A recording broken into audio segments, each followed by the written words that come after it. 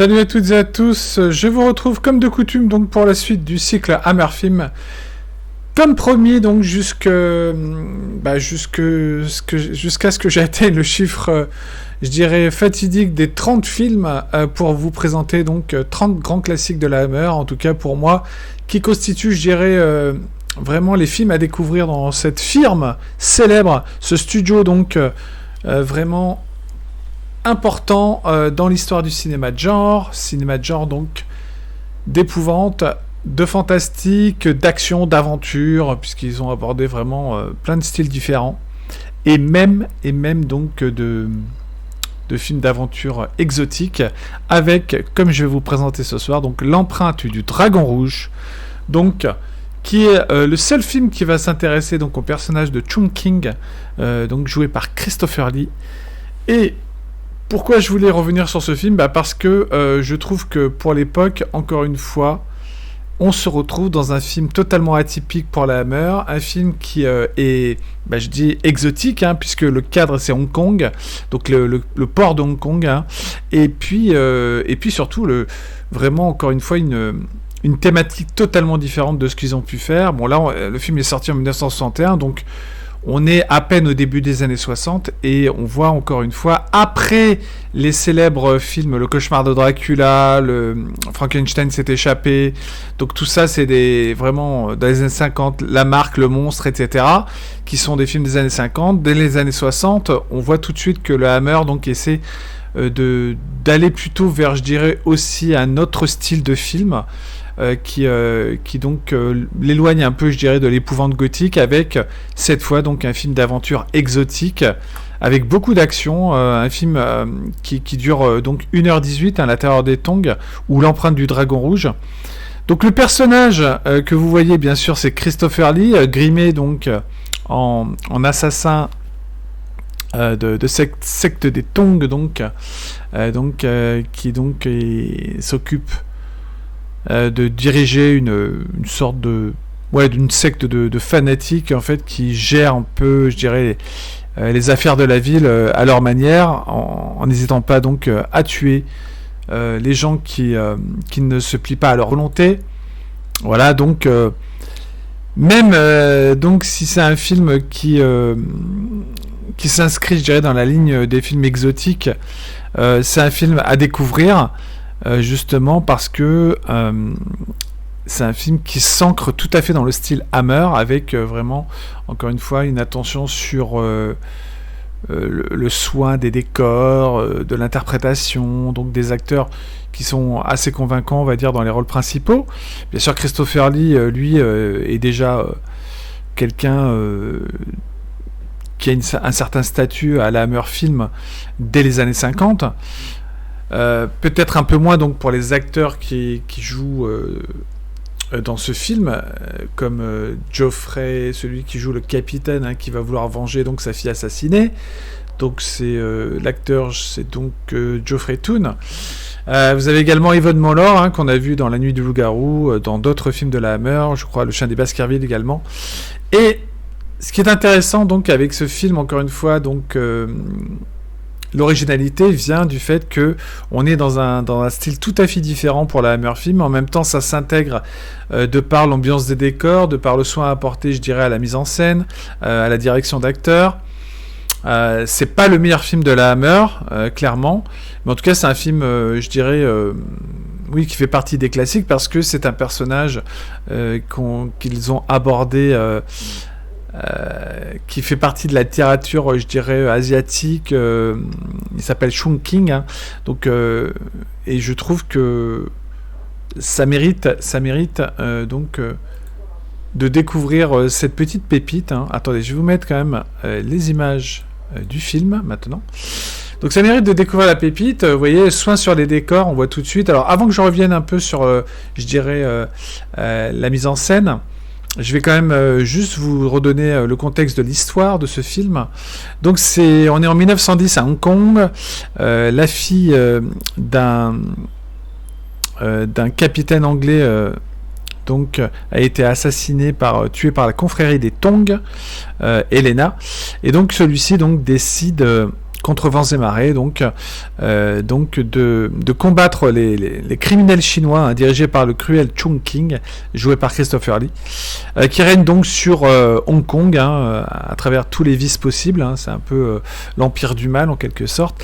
Et donc le capitaine anglais donc décide de partir dans une croisade mortelle contre eux pour venger sa fille, et voilà, donc pitch de départ, tout ce qui est de plus classique, mais ensuite donc voilà, c'est l'histoire qui est dressé en 1h18, hein.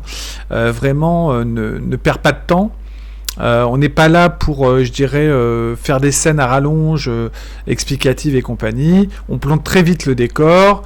On est très vite dans l'ambiance donc exotique de ce décor reconstitué en studio, hein, par la Hammer, hein, puisqu'ils n'ont pas été tournés à Hong Kong, évidemment. Mais en tout cas, il y a peu de décors, hein, sur le port de Hong Kong. Il y en a 2. Mais comme c'est reconstitué en studio, donc ça passe très bien. D'ailleurs, ça passe très bien, en tout cas pour l'époque. Vraiment, et donc le décor, comme je l'ai dit, exotique, avec cette secte secrète et criminelle, donc qui officie dans les alentours du port de Hong Kong. Voilà, donc secte secrète criminelle qui fait régner sa loi. Et donc le capitaine anglais, donc, qui va se lancer à leur poursuite pour avoir sa vengeance, donc va s'infiltrer en fait chez les Tong. Et donc se faire capturer aussi, se faire à un moment donné torturer, jusqu'à un final absolument violent, justement, étonnant, puisque ça se termine vraiment sur une bataille assez imposante, avec des meurtres... Pour l'époque, bon, le sang, bien sûr, il fait un peu fake, hein, mais il y a quand même des tranchages de bras, une ou deux. D'ailleurs, la première scène du film, c'est quand même quelqu'un qui se fait couper la main. Voilà, donc ce que j'adore chez la Hammer, c'est que même avec un sujet comme ça, ils arrivent à donner, je dirais, quelque chose de...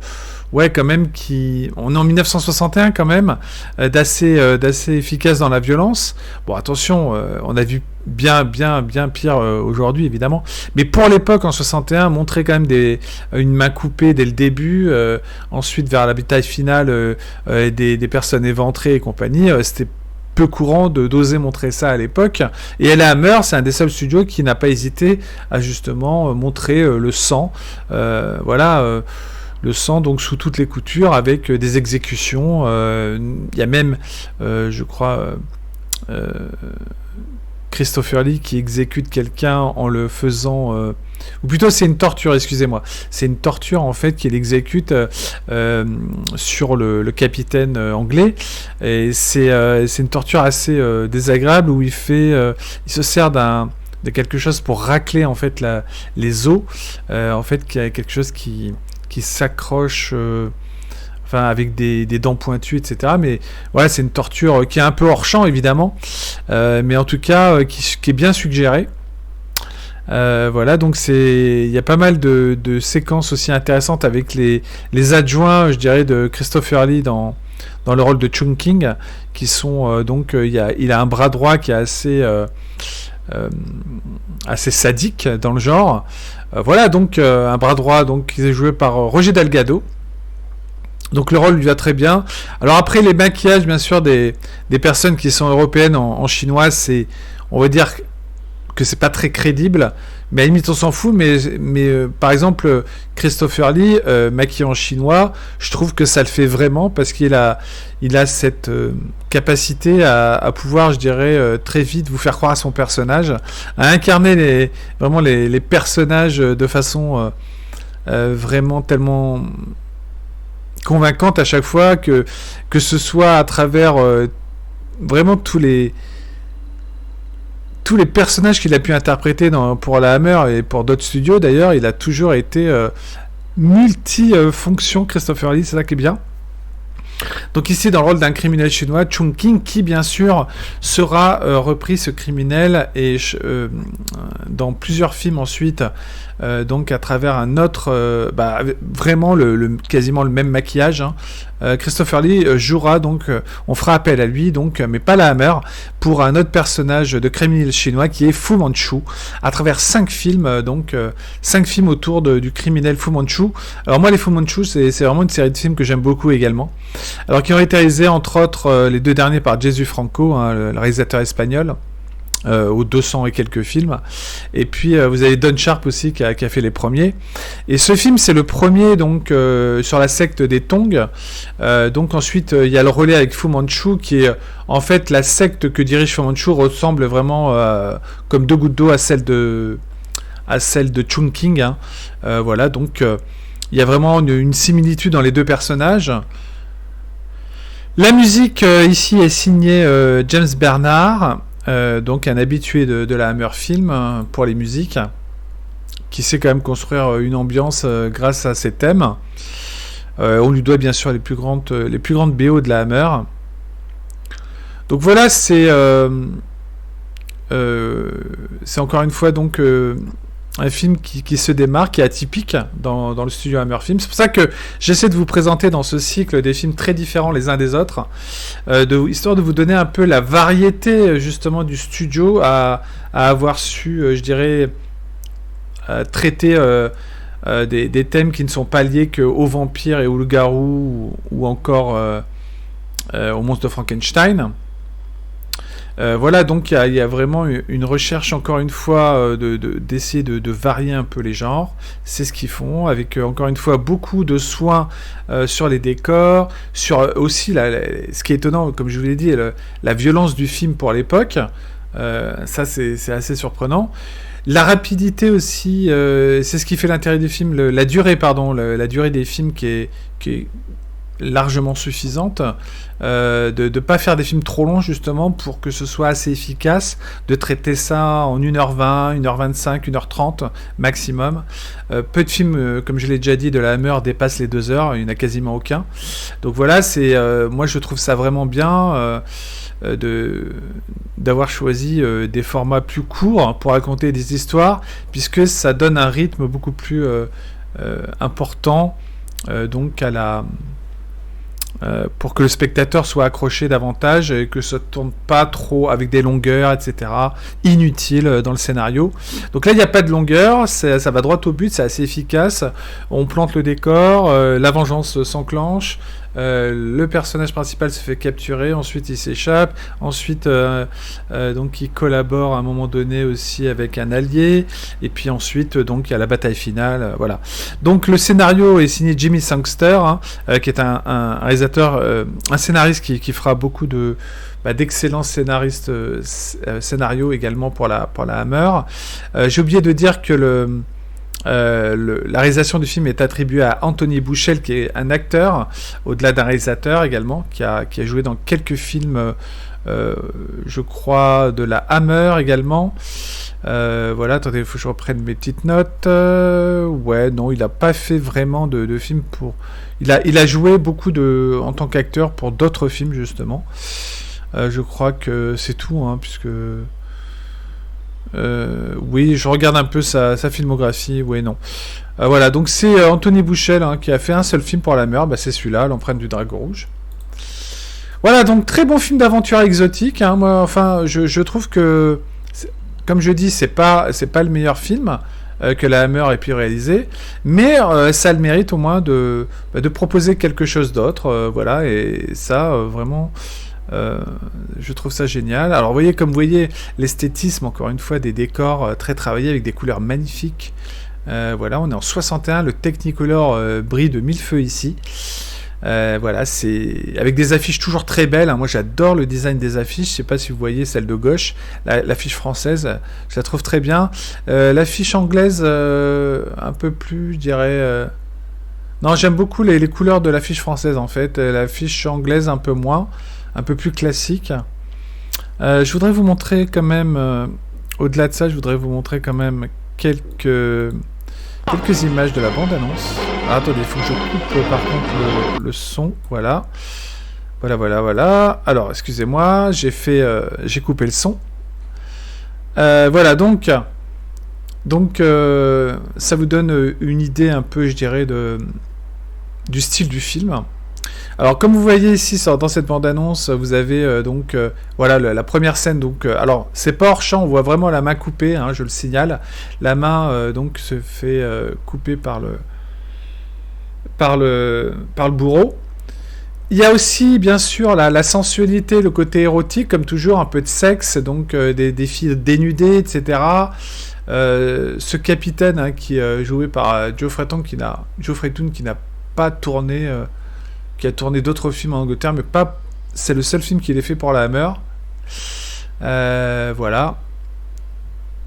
Christopher Lee, tout de suite habité par le personnage de Chungking, hein, qui donc ressemble à deux gouttes d'eau, évidemment, à Fu Manchu. Voilà, donc peut-être que je vous parlerai aussi de la saga Fu Manchu, hein, qui vaut son pesant de cacahuètes. Franchement, parce que il y a quand même des choses à retenir dans la saga des Fu Manchu, dans la variété justement des décors, de plein de choses en fait. Qu'est-ce que je pourrais dire d'autre? Voilà, Yvonne Monlor, hein, ici donc, qui est blonde à la base et qui a été grimée en brune donc sensuelle, piquante. Voilà, donc les scènes obligatoires d'amour entre les deux protagonistes de cette histoire. Chungking, Fu Manchu, le futur Fu Manchu, toujours interprété par Christopher Lee, qui deviendra donc un personnage vraiment récurrent du cinéma de genre, on va dire action, horreur, aventure, exotique un peu, et toujours, puisque les Fu Manchu se déroulent aussi principalement en Chine. Alors, il y en a certains, par contre, par la suite, sur les Fu Manchu, en tout cas, qui ont été tournés directement, je crois qu'il y en a 2 qui sont tournés directement en Chine, qui sont donc le premier des Fu Manchu, le masque de Fu Manchu en 1965, et vous avez également donc le deuxième, qui est les 13 fiancés de Fu Manchu. Ce sont les deux seuls Fu Manchu, il y avait donc des scènes tournées en Chine, donc ils ont fait l'effort de se déplacer. Voilà, donc...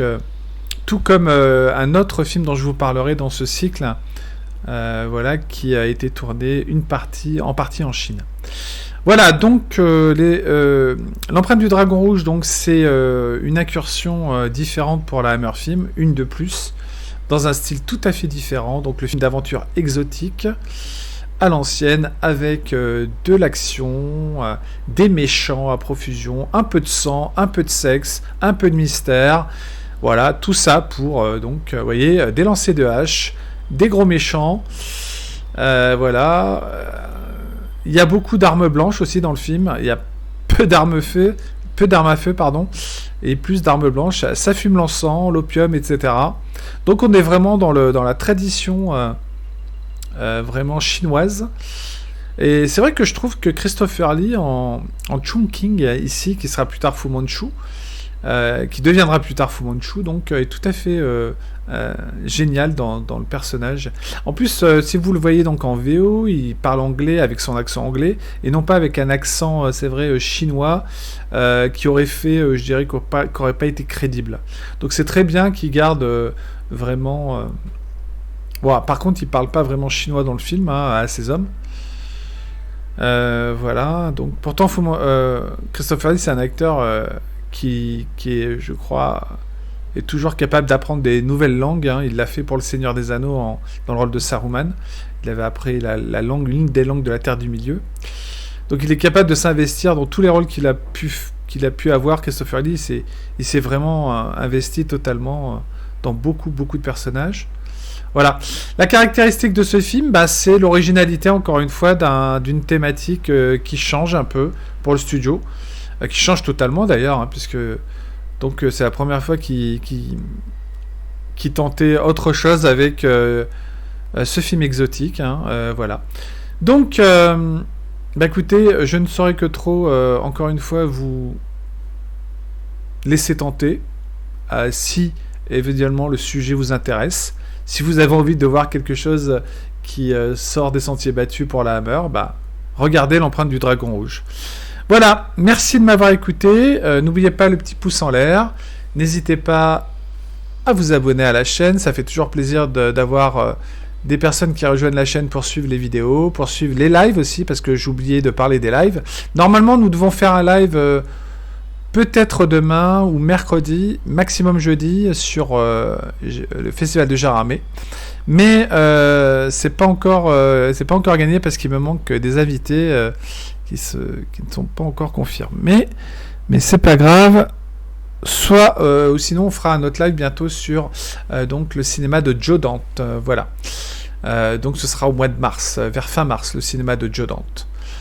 Joe Dante, hein, bien sûr, vous connaissez Gremlins, Panic sur Florida Beach, The Hall, beaucoup de petites pépites, l'aventure intérieure, etc. Il y a beaucoup de choses à dire sur la carrière de Joe Dante et je rêvais de lui faire une émission hommage en 2 parties.